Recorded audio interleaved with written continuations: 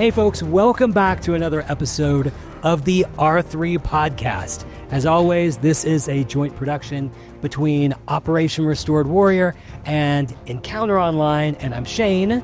We are, again, in the cabin. We are in a beautiful snowed-in valley in the mountains outside of Colorado Springs, and I'm here with filmmaker David McKay, who has been running the production of a very special resource that we are creating for you guys here at Operation Restored Warrior. And we talked about it a little bit in our last episode, but we're going to rewind a little bit. Hey, David, what's up, man? Hey, it's great to be here. Thank you so much. It's been a wonderful couple days, and we're really glad to be here. Yeah. Now, you've got a little bit of windburn, All right. as do I, and what is shooting conditions been like here? Oh, well, shooting conditions have been cold, snowy, sun, a little bit of sun out there.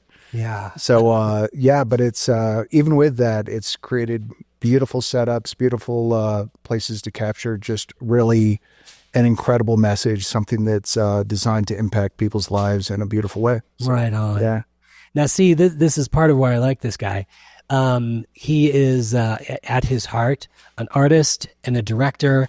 And shooting conditions here have been very difficult. It has been, with the wind chill, we have had single-digit temperatures at times, blowing snow. He and his crew have been outside shivering, but what he cares about is, this looks great on camera, and we've got a great message here. So, as a fellow artist guy, I dig that, man. I really dig it. Oh, yeah. No, it's kind of hard to... Because we're like, actually, what if we went and did this? It might be a little colder, it might be a little longer, but it's going to look great. Trust us, and that's always something that just motivates us. But even more than that is just doing justice for the message that's being shared. Well, I want to talk about that message, but first I want to rewind a little bit. I want to know how you got connected with Operation Restored Warrior, because this is not the first thing that you've done for ORW. Yeah. This is the third. And, I'm trying to remember exactly. Honestly, there was someone mutual that was like, hey, I'm going to introduce you to Paul and ORW.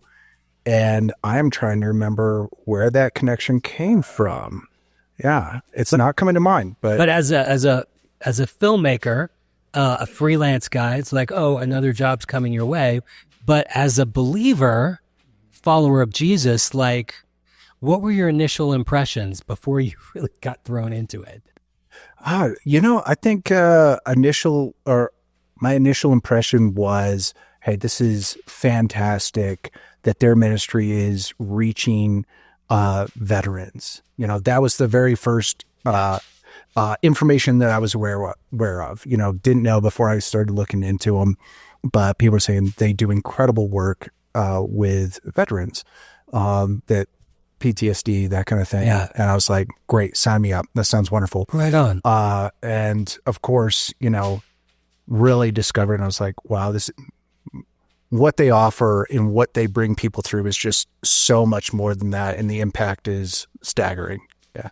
Yeah, right on. Yeah. So if you would tell us a little bit about those first couple of projects, just to bring you guys up to speed. If you've been watching this podcast at all, you have heard me over and over direct you to www.operationrestoredwarrior.org, where there's a magic button that you can click and go to our online programs, the Drop Zone programs that have brought miraculous healing to thousands of warriors, is now available to everybody. Well, that program that you need to go and begin is what David was tasked with creating. So tell me a little bit about that process, because yes, let's just get artistic for a minute. Missional is great, but let's talk artistic. It's great content, but man, that is a gorgeous project. Yeah. Super high production quality. Tell me about the journey of creating those two Drop Zone Resources. Yeah, thank you. I think it really started with, knowing that, a lot of what's being captured, a lot of what's being created is going to be people talking, right? But, and there's so much that is being communicated by what they're saying, but it's also like, where do you set them down? What are you looking at? That creates and carries meaning too, right? And a lot of this, the meaning that we saw in this is like, man, what is in front of you is just something that is beautiful and you can't really imagine, and it's staggering. And so we really are like, putting them in front of God's creation, seeing something absolutely beautiful and captivating with something like it. Just, we've got to do it in that way. Yeah. So for those who have not yet seen this, describe that setting for us, because it's arresting. Yeah. The one from this year, or we'll get to that. Oh, okay. So the previous Drop Zone recordings. Yeah. Previous Drop Zone recording was based out of Colorado Springs, close to the Garden of the Gods. Just wonderful locations, just everywhere we turned, just beautiful vistas, and something that really just, I think resonates with people based on the future that they can see for themselves. Yeah. Yeah. Yeah. I love that you see the connection between the setting and the content, how the setting itself delivers meaning. It really assists in the delivery of the content. I'd love to hear more about just the journey of putting that together as an artist, what it was like to work with the men, and then you did the same sort of thing a little bit later with the women. What was different? I mean, I just want to nerd out as a fellow filmmaker. I just want to hear more about this. I haven't heard any of these production stories. Oh, yeah. Well, of course, the selection that we go into from like, what is the type of cameras that we want to use? What are the type of lenses? I'm forgetting the lenses that we used on the very first. They were probably, I think they were probably Master Primes at the time. But we spend a lot of attention on just the lighting and the crews that we're going to bring on, not just in their capabilities, but in their mindsets and character, and being able to, and just that they're on the same page with what we want to create too. We incorporate all of that in it. Yeah. Wow. Yeah. That's really cool. I've done a lot of production as well, and it's always interesting. Like pretty much exclusively I've worked on what I call kingdom content, where in some way or another it's pointing to Jesus, it's pointing to the truth of the life that we can have with him. And it's interesting. I've always had allies in the production process who are followers of Jesus, but not exclusively. And it's always been so fun and fascinating for me to bring on people into the production who are great artists in their craft, but who aren't followers of Jesus. And sometimes that can lead to interesting conversations afterwards. Yeah. I find crews are just, so by and large, crews are just so respectful, and they just work hard. And then we call action and they're quiet. And then they're listening to this content that they probably are not exposed to anywhere else. Yeah. And I'm always so thankful for that hopefully these are just seeds that are being sown. And I've actually seen some of those folks that I've worked with on dozens of projects begin following Jesus, which is super cool. Yeah. Yeah, I'm interested in how you face that dilemma of like, how do you staff a production and what kind of purposefulness you bring to that, and what sort of stories do you have of people being impacted by content? Yeah. Capabilities, people that, we always look at, the their skill set and their experience when we're hiring anybody for production, right? And it just depends. It might be someone that, traveling somewhere, and we might not hire them again. We might not work with them again. Been there, right? Done that. Right, yeah. And then there's people that just where the work is and that sort of stuff, as far as freelancers that you end up working with regularly. Yeah. They're just a great fit, the camaraderie is good, and they're just a great, a great creative match for a lot of the stuff that you're working on. And, really for us, it's not just the content they're hearing, but it's what they're observing, in your actions and how you're communicating to your crew, and living out your faith by how you treat people. Yeah. We hear from people quite a bit that like, oh, your sets are different, Oh, right on. Yeah. Yeah. And, whether it's working on something that's faith-based or something that's secular, it just, the reactions are different, but it's always consistently been, this is unique, and I think they're much should be. Yeah. And they're receptive. Yeah, man, it's such a huge lesson, whether you're running a film set and being mindful of, this is an opportunity to be salt and light, or whether you're a bus driver, or whether you're a coach of a softball team. I mean, there are just so many opportunities where, if we're mindful, I believe can hear the Spirit say, this should be different. This should be a different kind of experience because you're here, because you're at the center of this. I mean, we should always be bringing a difference. And so that's a great testimony for you. Yeah. So right on. Yeah. That's super cool. Yeah. Were you going to share something? I mean, yeah, I think, the questions we might get asked and the conversations that come up are, just, as long as we can honor the words, that we share with people, and how we share our faith, is what really matters to me, and it's, I think honestly, it's every job is just so unique, where you're going to be, what the goal is, how you're working with people, I think, it never comes around without, us really praying for the people that are with us, people that have, whether are consistent interactions with us or very short. And it's just something that it's just always been there. Yeah. Wow. That's really awesome. That's awesome. So let's transition to what we've been doing here this week. So we mentioned this in our last podcast. We at Operation Restored Warrior are crafting an 8-part resource around the subject of spiritual warfare. We talked about what exactly that means last time, but in short, in case you didn't get that, it's addressing the reality that the physical world that we see and live in and interact is actually the smaller part of reality. That, as Paul says, there is a larger realm of reality, the spiritual realm.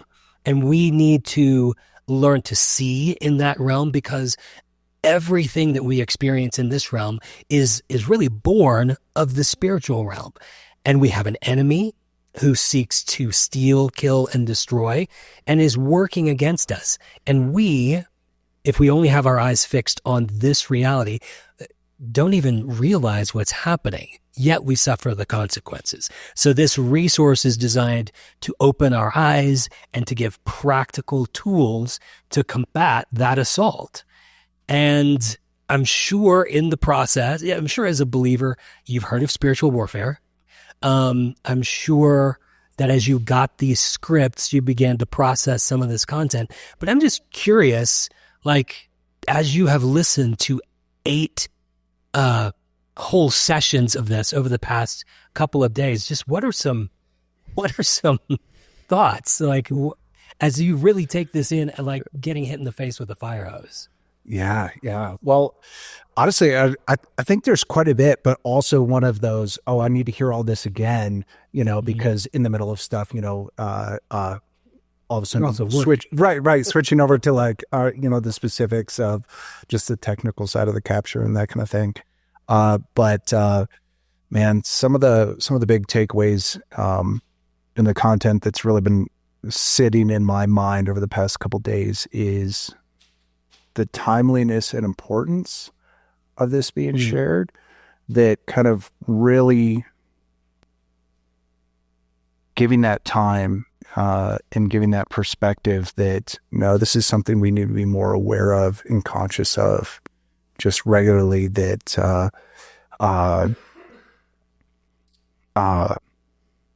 that it's not just the physical realm that we deal with, it's spiritual, and what are we prepared for, and how do we prepare? Yeah. It's, I think one of the things that came to mind was like, if we're going to battle, it's like, well, what are we doing? Are we making sure we're prepared? What is the work in there? What is the stuff that we need to allow God to be doing work in us regularly, so that like, it's what we should be giving more time and openness to when we think about all this other stuff that we give priority to, when it doesn't necessarily need to be the priority. Yeah. You were in a conversation that I overheard yesterday where you were talking about how this seems to line up with something that you just seem to be hearing from people from all walks of life, where there seems to be like, as they look out in the insanity of the world, they seem to be coming to a conclusion. You know what I'm talking about? I don't want to steal what you said. It was kind of the conclusion of like, really that, man, and there's a lot of stuff that seems to not make sense until you start looking at there being a force of evil out there. Yeah. That like, oh, yeah, a force of evil. Now this starts making sense. That like, because otherwise there's nothing that can really answer that except, no, this stuff happening, these things going on is really to destroy exclusively. And that's the goal, Yeah. Something that Jordan shared on our last podcast is the fact that our enemy does his very best work in secret. Like, it works so profoundly to his advantage that, we love to make movies about demons and the devil and cool, edgy demons who are really a lot more fun to be around than angels are. And so we're sort of fascinated by this content, but at the same time, we don't believe, like, people by and large don't believe that there is a literal embodiment of evil and demons, and that they're coming against us. And that works to his great advantage. If we don't even believe that he exists, then we're just wide open to influence without question. And at the same time, demons are prideful. And so they get to a point where what you just described is happening, where there seems to be this growing awakening as things finally get just too nuts of like, wait a minute, there's only one explanation that really can suit this situation, is there are evil forces that are working against us. So that's just trippy to me. I feel like we have hit that tipping point where eyes are beginning to open. So I really hope that we're landing this resource at the perfect time. Yeah. That's wild. Yeah. I think there's something that really stands out as far as the timeliness. And I think especially those, that believe in God and that have faith. Yeah. Just the timeliness for them to be given this time and attention, and as well as recognition and seeing the truth in it. Yeah. So as you and your crew have been processing, doing your work, making sure that it all looks right and sounds right, but still listening to really hours of content. I'm wondering if you've had any observations, or if you've been drawn into any conversations about the content, or those sorts of things? Anything that you'd be willing to share? Yeah, I mean, not drawn into a conversation yet. There's still editing to go through, and I'm sure that'll happen then as well. Just having that time to really sink into that and hear back again. So yeah, I think there just hasn't been time to have conversations, but I predict probably. Yeah. Right on. Yeah. It's certainly, going through this, I think for myself too, that, man, I think everything is, the next few days, the next week and that kind of stuff, just, letting this stuff sit in my mind and what I'm, seeing, giving attention to. Yeah, it's definitely going to be shifting. Right on. Yeah. So I want to ask you a little bit of an artistic question. So we're here in the beautiful Rockies, just outside of Colorado Springs. The landscape, it's just beautiful grandeur everywhere. And we came up here kind of expecting sunny and 50s and it was not sunny almost all of the time. Like we dealt with like gunmetal gray skies the majority of the time, and snow and wind. And I was disappointed. Like I really had a picture in my mind, and you've talked about coming and scouting and like what it all looked like. And like, it doesn't look like it's covered in snow. And, but I'm interested as you continue to capture, as you kind of rolled with the challenge, as you also began to hear the content, like what were you seeing in terms of the environment and the content, how they were coming together in kind of a, oh wow, this is really going to work sort of way? Well, I saw it all as coming together for the benefit of the audience that we're aware of and the audience that we're really not aware of, that God's aware of. And actually looking at and listening to everything that we did here, it's like, no, this is just the whole creative package. And that's what we see is like looking through the lens that like, oh, you see you hear the message, but you really are seeing that audience and like, oh, this is still hitting, this is still resonating. And the creative is holding up and actually even feeling stronger and more appropriate, and that's something that like, sometimes you can like initially push back against that, when some, whether it's a very, very scripted, commercial, everything's dialed and nothing can change, and that's where, I mean, for me personally, something like this, where I can stand back and be like, oh, this is happening exactly how it's supposed to be. Yeah. Not exactly how we anticipated. Planned. But, no, but it's like, oh man, thank goodness God knows more than we do. Yeah. So that's something that, at the completion, I look back and run through everything in my mind. And I'm like, wow, this is beautiful. Yeah, I agree. Yeah, I really pictured these almost pastoral, beautiful scenes. And then when I'm listening to my allies talking about spiritual battle and forces of darkness, and the clouds are brooding, and it's just like, well, this is really working.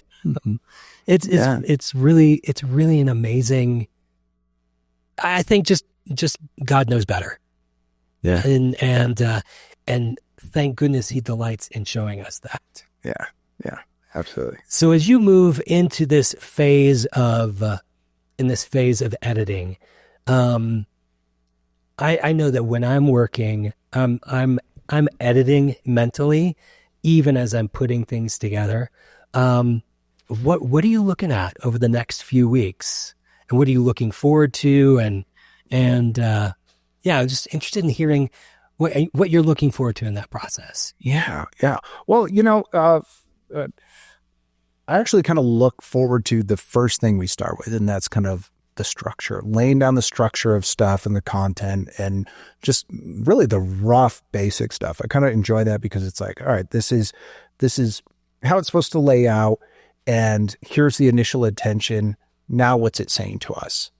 Yeah. Right. So you can see it through that lens, And you're like, oh, hey, we need to make a little bit of an adjustment here in the edit because this is how it's all coming together, right?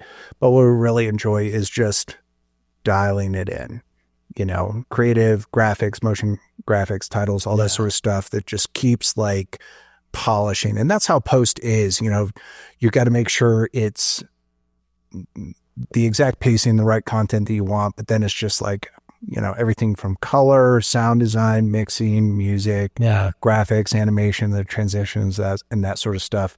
That's just really fluid and seamless, and just something that you continue polishing until it's all the way done. It's really kind of dialing it up to 11. Yeah. Absolutely.